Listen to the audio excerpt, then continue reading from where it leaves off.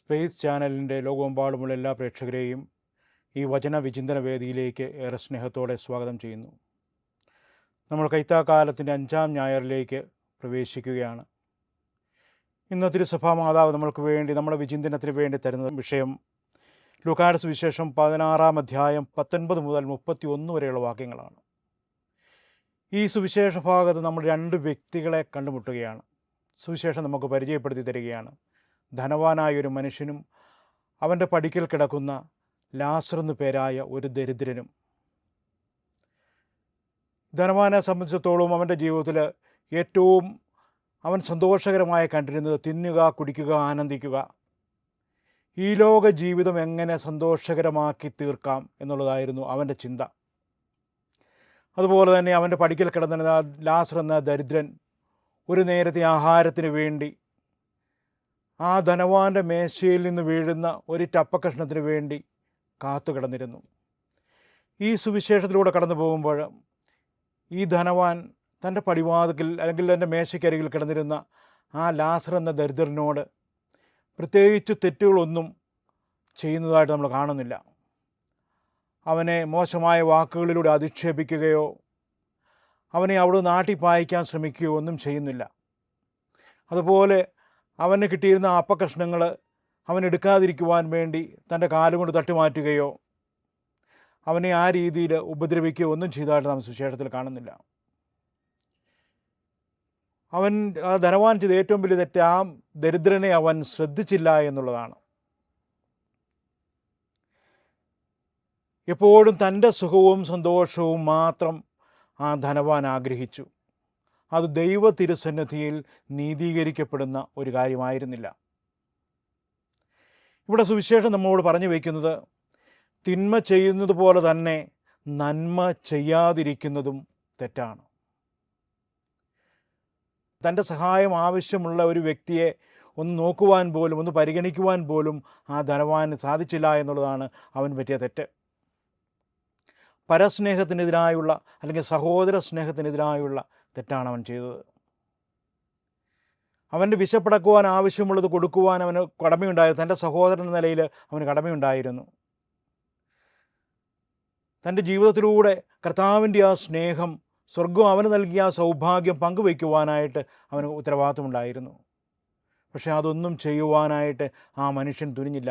എപ്പോഴും തൻ്റെ സുഖസൗകര്യങ്ങൾ മാത്രം, നല്ല വസ്ത്രങ്ങളൊക്കെ ധരിച്ച് ഏറെ മോടിയോടുകൂടി അവൻ ജീവിച്ചു. ആ ധനവാന് പറ്റിയൊരു തെറ്റ്, അവൻ ഈ ലോക ജീവിതത്തിലെ ആ സുഖസന്തോഷങ്ങൾ അല്ലെങ്കിൽ ഈ ലോക ജീവിതം കൊണ്ട് തൻ്റെ ജീവിതം അവസാനിക്കുന്നു, ഇതിനും അപ്പുറം മറ്റൊരു ജീവിതമുണ്ട്, കൂടുതൽ സൗഭാഗ്യകരമായ ഒരു ജീവിതമുണ്ട് എന്ന് തിരിച്ചറിയുവാനായിട്ട് ആ ധനവാൻ മറന്നുപോയി. അതുകൊണ്ട് തന്നെയാണ് തൻ്റെ പടിവാതിൽ കിടന്നിരുന്ന ആ സഹോദരനെ, ആ ലാസർ എന്ന പേരായ ആ ദരിദ്രനെ അവനെ ഒന്ന് പരിഗണിക്കുവാനായിട്ട് ആ ധനവാന് സാധിക്കാതെ പോയത്. ശരീരം മുഴുവൻ വ്രണങ്ങളാൽ നിറഞ്ഞ് ഒരു നേരത്തെ ആഹാരത്തിന് വകയില്ലാതെ സ്വന്തമായി ഒന്ന് ഏറ്റു നിൽക്കുവാൻ പോലും കെൽപ്പില്ലാത്ത ആ മനുഷ്യനെ ഒന്ന് തിരിഞ്ഞു നോക്കുവാൻ സാധിക്കാതെ പോയത്. ധനവാനെ സംബന്ധിച്ചിടത്തോളം യഹൂദ പാരമ്പര്യം അനുസരിച്ച് ധനവാനെ സംബന്ധിച്ച് അവൻ എല്ലാ മതകർമ്മങ്ങളും അവൻ നിർവഹിച്ചിരിക്കണം. സമൂഹം അല്ലെങ്കിൽ മതം നിർദ്ദേശിക്കുന്ന എല്ലാ കാര്യങ്ങളും അവൻ ചെയ്തിരിക്കണം. പക്ഷേ അവൻ ചെയ്യേണ്ട കാര്യം ചെയ്യുവാനായിട്ട് മറന്നുപോയി. തൻ്റെ ആവശ്യം അല്ലെങ്കിൽ തൻ്റെ സഹായം ആവശ്യമായി വന്നിരുന്ന ആ സഹോദരനെ അവൻ മറന്നുപോയി. നമ്മുടെയൊക്കെ ജീവിതത്തിലേക്ക് കടന്നു വന്നാൽ പലപ്പോഴും നമുക്കും പറ്റുന്ന വലിയ ഒരു തെറ്റാണ്, ചെയ്യേണ്ട നന്മകൾ ചെയ്യുവാനായിട്ട് നമ്മൾ പലപ്പോഴും മറന്നു പോകുന്നു. നമ്മുടെ കാരുണ്യം, നമ്മുടെ സഹായം ആവശ്യമുള്ളവർക്ക് അത് കൊടുക്കുവാനായിട്ട് നമ്മൾ മറന്നു പോകുന്നു.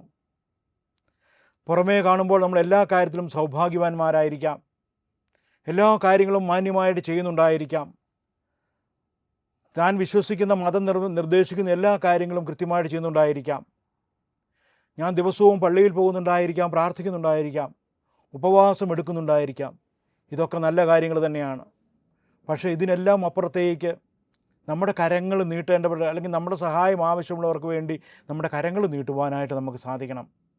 അല്ലെങ്കിൽ നമ്മുടെയും ജീവിതത്തിൽ ഈ ധനവാന് പറ്റിയതുപോലെ ഒടുവിൽ സംഭവിക്കും. സുവിശേഷം തുടർന്ന് പറയുന്നുണ്ട്, ആ മരണശേഷം അവർക്ക് എന്ത് സംഭവിച്ചുവെന്ന്. ധനവാൻ നിത്യനരകാഗ്നിയിലേക്ക്, ശിക്ഷയുടെ നാട്ടിലേക്ക് പതിച്ചു എന്നാണ് പറയുക. ഈ ലോകത്തിലെ സുഖസൗകര്യങ്ങൾ മാത്രം നോക്കി ജീവിച്ചിരുന്ന വ്യക്തി, ഇവിടെ ഒന്നിനും കുറവില്ലായിരുന്ന ആ വ്യക്തി ഇന്ന് എല്ലാ കുറവുകളുമുള്ള, ഒന്നിനും ഒരു സാധ്യതയുമില്ലാത്ത, പ്രത്യാശയ്ക്ക് വകയില്ലാത്ത ഒരു സ്ഥലത്തേക്ക് നിപതിച്ചിരിക്കുകയാണ്. ഇപ്പോഴാണ് അവന് ബോധം വന്നത്. ഇപ്പോഴാണ് അവൻ ജീവിതത്തെക്കുറിച്ച് ചിന്തിച്ചത്. നന്മ ചെയ്യാതിരുന്നാലുള്ള പ്രതിഫലം എന്താണ് എന്ന് സ്വന്തം ജീവിതത്തിലൂടെ അവൻ നമ്മോട് പറഞ്ഞു തരികയാണ്. അതേസമയം ഈ ലോകത്തിൽ വേദനകളിലൂടെ കടന്നുപോയപ്പോൾ, പരാതിയോ പരിഭവങ്ങളോ ഇല്ലാതെ ആ വേദനകളിലൂടെ കടന്നുപോയപ്പോൾ, ആ വേദനകളെ സ്വമനസ്സാ സ്വീകരിച്ചുകൊണ്ട് ഇതിനുമപ്പുറം എനിക്ക് മറ്റൊരു ജീവിതമുണ്ട് എന്ന് സ്വപ്നം കണ്ട ആ ലാസറിൻ്റെ ജീവിതത്തെപ്പറ്റിയും സുവിശേഷം പറയുന്നുണ്ട്. ലാസർ സൗഭാഗ്യത്തോടുകൂടി അബ്രാഹത്തിൻ്റെ മടിയിലിരിക്കുന്നതായിട്ട് ഈ ധനവാൻ കാണുന്നു. അപ്പോൾ അവൻ അബ്രാഹത്തോട് നടത്തുന്ന ആ അപേക്ഷ വളരെ ശ്രദ്ധേയമാണ്. ലാസറിനെ എൻ്റെ ഭവനത്തിലേക്കൊന്ന് അയക്കണം, എൻ്റെ സഹോദരന്മാരേക്കെങ്കിലും എൻ്റെ ഈ ഗതി വരാതിരിക്കുവാനായിട്ട് നീ അവനെ ഒന്ന് അയക്കണമെന്ന് പറയുന്നുണ്ട്. അപ്പോൾ പറയുന്ന അവർക്ക് വേണ്ട ആവശ്യമുള്ളവരും അവരെ സഹായിക്കാൻ പറയുന്ന അവർക്ക് വേണ്ട നിർദ്ദേശങ്ങൾ കൊടുക്കുവാൻ ആവശ്യമുള്ളവരും അവിടെയുണ്ട്. അവരുടെ വാക്കുകൾ കേട്ടാൽ അവർ രക്ഷപ്പെടും. അവരെ ശ്രദ്ധിക്കുന്നില്ല എങ്കിൽ മരിച്ചവൻ ഉയർത്തെഴുന്നേറ്റ് എന്ന് പറഞ്ഞാലും അവർ ശ്രദ്ധിക്കുകയില്ല എന്ന്. നമ്മുടെയൊക്കെ ജീവിതത്തിൽ മാനസാന്തരത്തിനുള്ള അവസരങ്ങളുണ്ട്. മാനുഷികമായ പരിമിതികൾ കാരണം നമ്മൾ പലപ്പോഴും തെറ്റുകളിൽ വീഴാറുണ്ട്, സ്വാഭാവികമാണ്. പക്ഷേ തെറ്റ് തിരിച്ചറിഞ്ഞു കഴിയുമ്പോൾ, അല്ലെങ്കിൽ ഞാൻ ചെയ്യേണ്ട നന്മകൾ ഞാൻ ചെയ്യുന്നുണ്ടോ എന്ന് ഒരു നിമിഷം ഒന്ന് ചിന്തിച്ച്, ഈ തിരക്ക് പിടിച്ച ലോകത്തിൽ നമ്മൾ ചിന്തിച്ച് നോക്കുന്നത് നല്ലതാണ്. എല്ലാം വെട്ടിപ്പിടിക്കുവാനായിട്ട്, എല്ലാം ആസ്വദിക്കുവാനായിട്ട്, എല്ലാം സ്വന്തമാക്കുവാനായിട്ട് പരിശ്രമിക്കുമ്പോൾ ഞാൻ ചെയ്യേണ്ട നന്മകൾ ഞാൻ ചെയ്യുന്നുണ്ടോ? എൻ്റെ അരികിലൂടെ കടന്നു പോകുന്ന, അല്ലെങ്കിൽ എൻ്റെ പടിവാതിൽക്കൽ വന്ന് എന്നോട് സഹായം യാചിക്കുന്ന, എൻ്റെ പടിവാതിൽക്കൽ കിടക്കുന്ന എൻ്റെ സഹോദരനെ എനിക്ക് കാണുവാനായിട്ട് എനിക്ക് സാധിക്കുന്നുണ്ടോ? എന്നാൽ കഴിയുന്ന നന്മകൾ മറ്റുള്ളവർക്ക് വേണ്ടി ചെയ്യുവാനായിട്ട് സാധിക്കുന്നുണ്ടോ? ഈ കാര്യങ്ങളൊക്കെ നാം പരിചിന്തനത്തിന് വിഷയമാക്കേണ്ടതാണ്. ഈ സുവിശേഷ ഭാഗം വായിക്കുമ്പോൾ നന്മ ചെയ്യുവാനുള്ള വലിയ ഉത്തരവാദിത്വം നമുക്കുണ്ട്. നീ നിന്നെപ്പോലെ നിൻ്റെ അയൽക്കാരനെയും സ്നേഹിക്കണമെന്ന കർത്താവിൻ്റെ കൽപ്പന കൃത്യമായിട്ട് ജീവിതത്തിൽ പ്രാവർത്തികമാക്കുവാൻ നമുക്ക് ഓരോരുത്തർക്കും ഉത്തരവാദിത്വമുണ്ട്. നമ്മൾ ഈ ലോകത്തിൽ ചെയ്യുന്ന എല്ലാ നന്മകൾക്കും പ്രതിഫലമുണ്ട് എന്ന് കർത്താവ് വ്യക്തമായിട്ട് നമ്മളെ പഠിപ്പിക്കുന്നുണ്ട് തിരുവചനത്തിലൂടെ. അതുപോലെ നമ്മൾ ഈ ലോകത്തിൽ ചെയ്യുന്ന എല്ലാ തിന്മകൾക്കും ശിക്ഷാവിധിയുണ്ട്. മാനസാന്തരത്തിന് തയ്യാറാകുന്നില്ല എങ്കിൽ, ജീവിത നവീകരണത്തിന് തയ്യാറാകുന്നില്ല എങ്കിൽ നമുക്കും ശിക്ഷാവിധി ഉണ്ടാകും എന്ന് കർത്താവ് പഠിപ്പിക്കുന്നുണ്ട്. ഇന്ന് ഈ പരിശുദ്ധ ബലിയിൽ നമുക്കും പ്രത്യേകമായിട്ട് ചിന്തിച്ച് നോക്കാം, എൻ്റെ ജീവിതം ഏത് രീതിയിലുള്ളതാണ്? പരസ്പരം സ്നേഹിക്കുവാനായിട്ട്, മറ്റുള്ളവർക്ക് വേണ്ടി കുറച്ച് സമയം ചെലവഴിക്കുവാനായിട്ട് നമ്മളാൽ കഴിയുന്ന നന്മകൾ വാക്കുകൊണ്ടോ പ്രവൃത്തി കൊണ്ടോ ചെയ്യുവാനായിട്ട് നമുക്ക് സാധിക്കുന്നുണ്ടോ? അതോ ഞാൻ എൻ്റെ സ്വാർത്ഥതയുടെ ഉള്ളിൽ, ഞാനെന്ന ഭാവത്തിൻ്റെ ഉള്ളിൽ എനിക്കിപ്പോഴെല്ലാമുണ്ട്, പണമുണ്ട്, സ്വാധീനമുണ്ട്, എല്ലാ സുഖസൗകര്യങ്ങളുമുണ്ട്, എനിക്ക് മറ്റാരെയും ഗവനിക്കേണ്ട കാര്യമില്ല എന്നുള്ള അഹങ്കാര ചിന്തയോടുകൂടിയാണ് ഞാൻ കഴിയുന്നതെങ്കിൽ തീർച്ചയായിട്ടും നമ്മുടെ ജീവിതം പരാജയമായി തീരും. നമ്മുടെ ആരുടെയും ജീവിതം, നമ്മുടെ വിശ്വാസ ജീവിതം ഒരിക്കലും പരാജയമായി തീരുവാനുള്ളതല്ല. വിജയകരമായൊരു ജീവിതം, സന്തോഷകരമായൊരു ജീവിതം ഇവിടെ നയിക്കുവാനാണ് ദൈവം നമ്മെ ഭൂമിയിലാക്കിയിരിക്കുന്നത്. അതിന് കർത്താവ് നമുക്ക് കാണിച്ചു തരുന്ന വഴി വചനമനുസരിച്ച് ജീവിക്കുക. കർത്താവ് കാണിച്ചു തന്ന തൻ്റെ ജീവിത മാതൃക അനുസരിച്ച് ജീവിക്കുക. നമുക്ക് പലപ്പോഴും കർത്താവിനെ അനുഗമിക്കുവാനായിട്ട് വാക്കുകൾ കൊണ്ട് അനുഗമിക്കുവാൻ പറ്റും, പക്ഷേ പ്രവൃത്തികൾ കൊണ്ട് അനുഗമിക്കുവാൻ നമ്മൾ മടി കാണിക്കുകയാണ്. അതായത് ചെയ്യേണ്ട നന്മകൾ നമ്മൾ ചെയ്യുന്നില്ല. നമ്മുടെ സഹായം ആവശ്യമുള്ളവനെ ഒന്ന് പരിഗണിക്കാൻ നമുക്ക് സാധിക്കുന്നില്ല.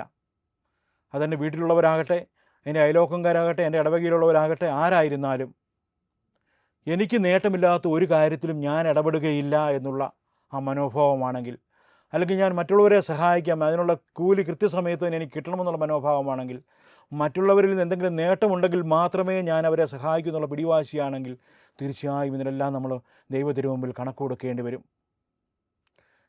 ഈ ലോകത്തിൽ നമുക്ക് ദൈവം അനുവദിച്ചിരിക്കുന്ന ഈ നിശ്ചിത സമയം നന്മ ചെയ്തുകൊണ്ട് കടന്നു പോകുവാനായിട്ട് നമുക്ക് സാധിക്കണം. അല്ലെങ്കിൽ ഈ ധനവാന് സംഭവിച്ച അതേ അബദ്ധം നമുക്കും സംഭവിക്കും. ഇതെല്ലാം കഴിഞ്ഞ് നിത്യതയിലേക്ക് കടന്നു പോകുമ്പോൾ, നിത്യതയിൽ ദൈവവുമായി ഒന്നായിരിക്കാൻ വിളിക്കപ്പെട്ട നമ്മൾ തിന്മയുടെ ലോകത്തേക്ക് മാറ്റപ്പെടുവാനായിട്ട് സാധ്യതയേറെയാണ്. അതുകൊണ്ട് നമുക്ക് ചെയ്യേണ്ട നന്മകൾ ചെയ്യുവാനായിട്ട്, സഹോദര സ്നേഹത്തിൻ്റെ പൂർണ്ണതയിൽ വളരുവാനായിട്ട് നമുക്ക് ഓരോരുത്തർക്കും പ്രത്യേകമായിട്ട് പരിശ്രമിക്കാം. നമുക്ക് സഹായം കിട്ടും അല്ലെങ്കിൽ ഉപകാരം കിട്ടും അല്ലെങ്കിൽ എനിക്ക് നേട്ടമുണ്ടോ എന്നുള്ളവരെ മാത്രം ചേർത്ത് നിർത്താതെ ആരോരുമില്ലാത്തവരെ, നമ്മുടെ സഹായവും സാന്നിധ്യവും ആവശ്യമുള്ളവരെ, അവർ ഏത് മേഖലയിലുള്ളവരാകട്ടെ, അത് നമ്മുടെ സഹോദരങ്ങളാകാം, നമ്മുടെ മാതാപിതാക്കളാകാം, നമ്മുടെ ബന്ധുക്കളാകാം, നമ്മുടെ പരിചയക്കാരാകാം, ആരായിരുന്നാലും നമ്മുടെ മുമ്പിൽ കൈ നീട്ടുന്നവരെ അല്ലെങ്കിൽ നമ്മുടെ സഹായം ആവശ്യമുള്ളവരെ ആട്ടി ഓടിക്കുന്ന മനോഭാവം, അല്ലെങ്കിൽ ഒന്നും പറയുന്നില്ലെങ്കിൽ തന്നെ അവരെ തിരിഞ്ഞു നോക്കാത്ത മനോഭാവം, സ്വാർത്ഥത കെട്ടുപാടുകൾ അഴിച്ചു കളയുവാനായിട്ട് നമുക്ക് സാധിക്കണം. നമ്മുടെയൊക്കെ ജീവിതത്തിൽ പലപ്പോഴും അപജയങ്ങൾക്ക് കാരണമായി തീരും നമ്മുടെ സ്വാർത്ഥതയാണ്, ഞാനെന്ന ചിന്തയാണ്. മറ്റുള്ളവർക്ക് എന്ത് സംഭവിച്ചാലും വേണ്ടില്ല, എനിക്ക് വളരണം, എനിക്ക് നേടണം, അല്ലെങ്കിൽ എനിക്കെല്ലാം സ്വന്തമാക്കണം, എല്ലാം വെട്ടിപ്പിടിക്കണമെന്നുള്ള ആ സ്വാർത്ഥത, ഇന്ന് ലോകത്തിൽ നിറഞ്ഞു നിൽക്കുന്ന ആ സ്വാർത്ഥത നമ്മുടെ ജീവിതത്തിലേക്ക് കടന്നു വരാതിരിക്കുവാൻ നമ്മൾ പ്രത്യേകമായിട്ട് ശ്രദ്ധിക്കണം. ദൈവത്തിൻ്റെ തിരുവചനം നമ്മെ ഓർപ്പിക്കുന്ന ഇതാണ്: മറ്റുള്ളവർക്ക് നന്മ ചെയ്യുക, നമ്മുടെ സഹായം ആവശ്യമുള്ളവരെ സഹായിക്കുക, മറ്റുള്ളവരെ പരിഗണിക്കുക. പലപ്പോഴും നമ്മൾ പറയാറുണ്ട്, ഞാൻ ആർക്കും ഒരു ഉപദ്രവവും ചെയ്യുന്നില്ല, ഞാൻ എൻ്റെ കാര്യം മാത്രം നോക്കി ജീവിക്കുന്നു. അതിനുവേണ്ടി മാത്രം വിളിക്കപ്പെട്ടവരല്ല നമ്മളാരും. നമ്മുടെ കാര്യം മാത്രം നോക്കി ജീവിക്കുവാൻ വിളിക്കപ്പെട്ടവരല്ല. മറ്റുള്ളവരെയും കൂടി പരിഗണിക്കുവാനായിട്ട്, സ്നേഹം പങ്കുവയ്ക്കുവാനായിട്ട്, നമ്മൾ ഇല്ലായ്മയിൽ നിന്ന് പോലും നമുക്കുള്ളത് കുറച്ചെങ്കിലും പങ്കുവയ്ക്കുവാനായിട്ട്, ചേർത്ത് നിർത്തേണ്ടവരെ ചേർത്ത് നിർത്തുവാനായിട്ട് നമുക്ക് ഓരോരുത്തർക്കും പ്രത്യേകമായിട്ട് പരിശ്രമിക്കാം. അപ്പോൾ നമ്മുടെ പ്രാർത്ഥനയും നമ്മുടെ ബലിയർപ്പണവും നമ്മുടെ ഈ ലോക ജീവിതമൊക്കെ സന്തോഷകരമായി തീരും, ദൈവാനുഗ്രഹമുള്ളതായി തീരും. അതിനുള്ള കൃപയ്ക്ക് വേണ്ടി നമുക്ക് പ്രത്യേകമായിട്ട് പ്രാർത്ഥിക്കാം. ഈ കൈത്താക്കാലത്തിൽ നമ്മൾ നല്ലപോലെ ഫലം പുറപ്പെടുവിക്കുന്ന വ്യക്തികളായി തീരുവാൻ, ഫലം പുറപ്പെടുവിക്കുന്നവരായി തീരണം. ദൈവം അതാണ് ആഗ്രഹിക്കുന്നത്. നമ്മളെല്ലാവരും ഫലം പുറപ്പെടുവിക്കുന്നവരാകണം. വളർന്നു നിന്ന് ഇല കൊടുത്തു നിൽക്കുന്ന മരം മാത്രമല്ല, അതിൽ ഫലമന്വേഷിക്കുമ്പോൾ ഫലമുള്ളവരായിത്തീരണം. സ്വർഗീയ ഫലങ്ങൾ പുറപ്പെടുവിക്കണമെങ്കിൽ ദൈവികമായ മനോഭാവം നമ്മൾ ഉൾക്കൊള്ളണം. സഹോദര സ്നേഹത്തിൻ്റെ പൂർണ്ണതയിൽ ജീവിക്കുവാൻ ശക്തമായി നമ്മൾ ആഗ്രഹിക്കണം. അതിനുവേണ്ടി ഒരു തീരുമാനമെടുക്കണം. സഹോദരങ്ങൾക്ക് വേണ്ടി സഹനങ്ങൾ ഏറ്റെടുക്കേണ്ടി വരുമ്പോഴും അതിന് നമ്മൾ തയ്യാറാകണം. ഈ രീതിയിലാകുമ്പോൾ നമ്മുടെ വ്യക്തിജീവിതം, നമ്മുടെ കുടുംബജീവിതം, നമ്മുടെ സമൂഹ ജീവിതമൊക്കെ വളരെ സന്തോഷമുള്ളതായിത്തീരും. നമ്മളെ ആശ്രയിച്ച് കഴിയുന്നവരെ, നമ്മുടെ സഹായം ആവശ്യമുള്ളവരൊക്കെ നമ്മുടെ വേണ്ടപ്പെട്ടവരായിത്തീരും.